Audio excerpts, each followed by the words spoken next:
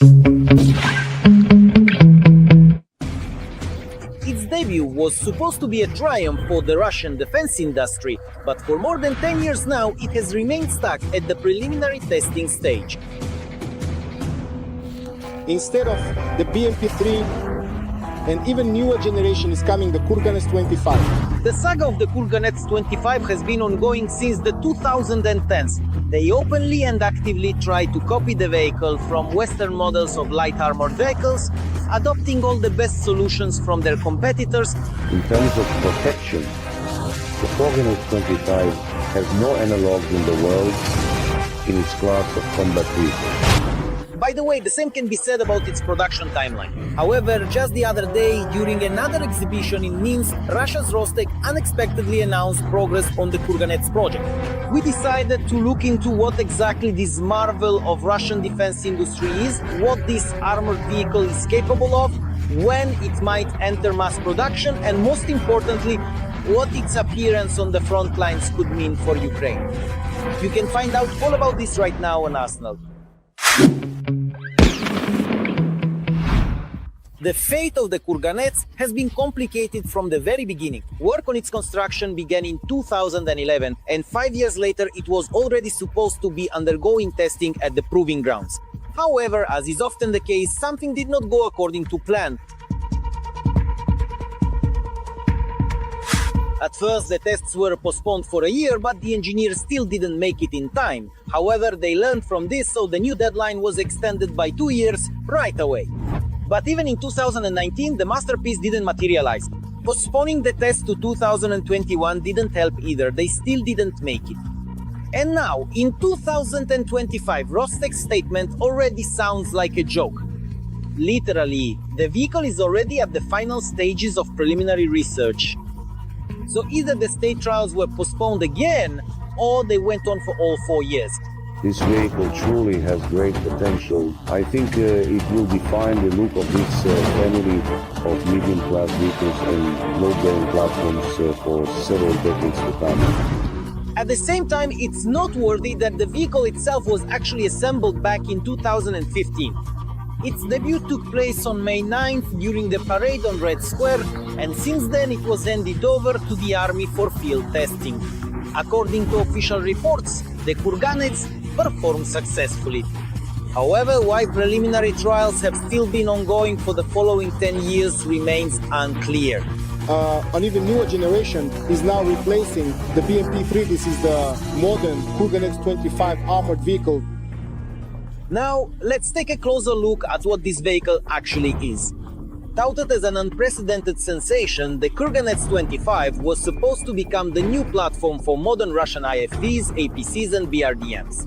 However, in reality, it barely measures up to Western technology from the 1990s.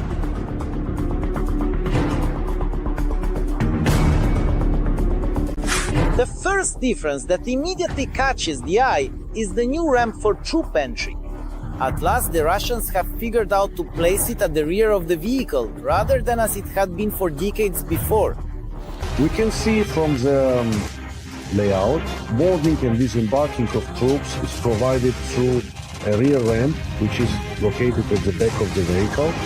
This layout allows the troops to both disembark and conversely take their places in the troop compartment while being protected by the vehicle's armored hull from enemy fire coming from the front arc. This solution, to put it mildly, is not new. The Americans came up with this for their MON 113 APCs back in the 1960s, but even in the 21st century, such a design can be presented as a sensation if we're talking about Russian equipment. The second unprecedented solution is an APC on tracks. Before this, after all, they were all-wheel. And here is an armored personnel carrier that no one has ever seen before. That is, it's a tracked armored personnel carrier. Well, to put it bluntly, since our segment is called trucks and buses, this is basically a bus for infantry. This bus for occupiers also supposedly has incredible armor, at least according to what they say back home. They even developed active protection specifically for this APC, which, by the way, has been used in Western models since the last century. Just imagine the amount of armor, steel armor, 500mm thick, and the weight of this block, which is only 30 kilograms. The operating principle is very simple. When a shaped charged jet hits the dynamic protection block, it triggers the explosive elements inside. As a result of the counter explosion, the jet is destroyed and does not affect the main armor.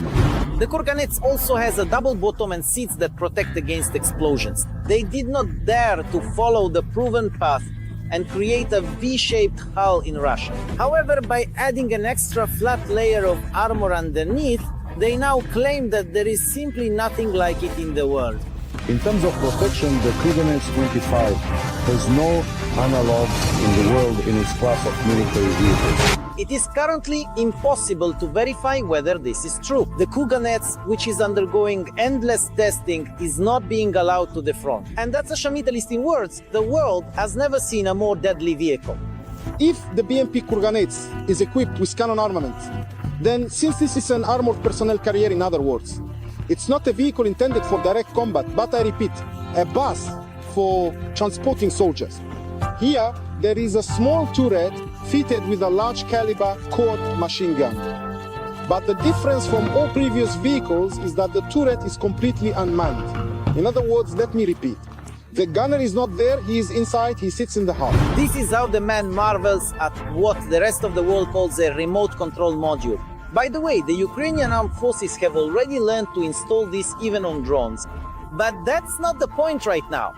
Let's go over the specification. Kurganets is equipped with a 30mm cannon and a 7.62 caliber machine gun, as well as 4 Kornet EM missile launchers.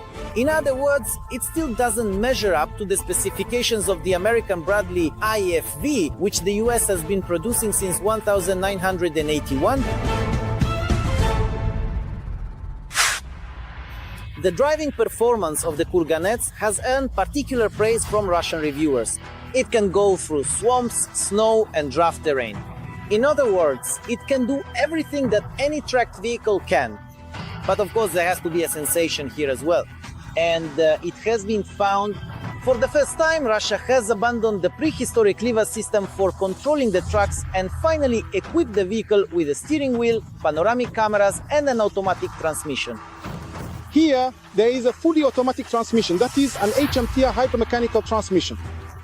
Well, you could say it's kind of like the old Lear Z677 or like passenger cars with automatic transmissions. That is, you can drive it in manual mode, shifting gears yourself, or completely in automatic mode. And finally, I'd like to recall a Russian saying, remember, what is it that doesn't sink in water? Well, that's about the Kurganets.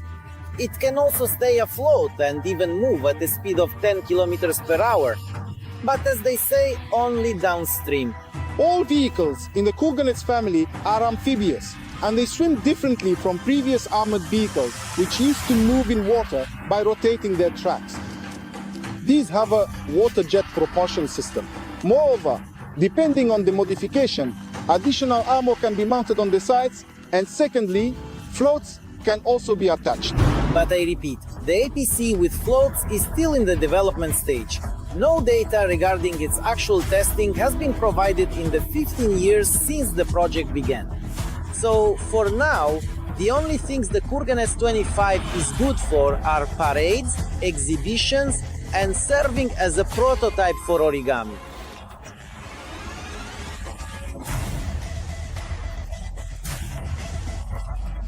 And make it a nice khaki color. It'll look really great. It'll look like a real combat vehicle. Did you like this video? If you enjoyed watching, then please be sure to give it a like and don't forget to subscribe to our Arsenal channel.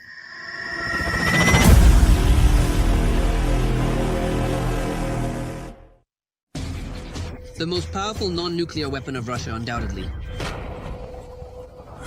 That rare case of truly unparalleled weaponry. A substance that combines with oxygen and as a result incinerates everything living in nature.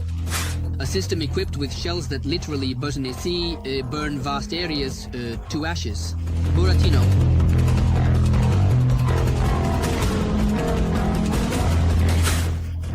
Solntsepyok, Tosochka, and recently a completely new one, Dragon. These are all names of Soviet-Russian heavy flamethrower systems. A truly formidable, but as it turns out, also vulnerable adversary. To begin with, it should be noted that TOS, or Heavy Flamethrower System, is Soviet and Russian weaponry designed to disable lightly armored and automotive equipment, ignite and destroy buildings and structures with a volumetric explosion, as well as eliminate enemy personnel located in open areas and fortifications. The first representative of this family was the Soviet flamethrower system Buratino, or TOS-1, developed in the 1970s. The TOS-1 has 30 launch tubes for unguided rockets which are mounted on a rotating platform. A special fire control system was used in the set. This includes an optical sight, a laser rangefinder, and an electronic ballistic calculator. A turning point in the future of Buratino was the testing of rockets with a new filling composition. In 1985, for the first time in an MLRS rocket, a thermobaric mixture was used, which gave new life to the Buratino system. Almost immediately after the appearance of thermobaric rockets, Buratino achieved its first combat success. This happened during the withdrawal of Soviet troops from Afghanistan. The point is that the effect of thermobaric munitions on targets in the mountains caused enormous damage to the enemy due to the mutual overlapping of air shock waves and their multiple reflections from the surrounding rocks. The peculiarity of a thermobaric shell lies in the dispersion of a combustible substance in the form of an aerosol, followed by the detonation of the resulting gas cloud. The main point is the use of a combustible substance that combines with oxygen and accordingly burns out all living things. In principle, in terms of destructive power, it is the second weapon after nuclear, if you look at it that way. But let's talk about the fact that, once again, its capabilities are limited. Plus, this weapon is indiscriminate in action, meaning its use in urban combat conditions in urban areas is prohibited by all conventions. The power of a large caliber thermobaric shell is comparable to that of very small tactical nuclear munitions, with the only difference being that they lack the radiation effect of damage. The tactical and technical characteristics of the TOS-1 are as follows. The system's weight is 42 tons, the number of launch tubes is 30, the time for a full salvo is 7.5 seconds, the minimum firing range is 400 meters, and the maximum, which is the main disadvantage of the system, is only 3.5 kilometers. The system is capable of reaching speeds of up to 60 kilometers per hour. The crew of the Buratino consists of 3 people. The Buratino, as we have already mentioned, has proven itself well in confrontations with the lightly armed Afghans. But as soon as it came to more serious opponents ranging from artillery to tanks, the short maximum range made the TOS-1 a very vulnerable and easily accessible target. 20 years later, in 2001, the TOS-1 Buratino was modernized and renamed TOS-1A Solntsepyok. During the modernization, the focus was on increasing the range and destructiveness. It is this Solntsepyok that Russian invaders are actively using in the war with Ukraine. Repeatedly, since February 22nd, there have been reports either of the destruction of the TOS-1A Solntsepyok or the capture of the units themselves, or the loading vehicles. Be that as it may, the task set by the Russian engineers was accomplished. The modernized TOS has reduced the number of launch tubes and the time required for a full salvo. But most importantly, the maximum range of impact has significantly increased by 2.5 kilometers. But even this is clearly not enough for the system. Ukrainian drone operators regularly destroy the multi-million-dollar Russian Solntsepyks. Despite their vulnerability and destructiveness, heavy flamethrower systems cannot be dismissed. Due to their indiscriminate principle of impact, TOS systems have been dubbed inhumane weapons, and thermobaric munitions are outright banned by international conventions on warfare. But for the invaders, rules are not written.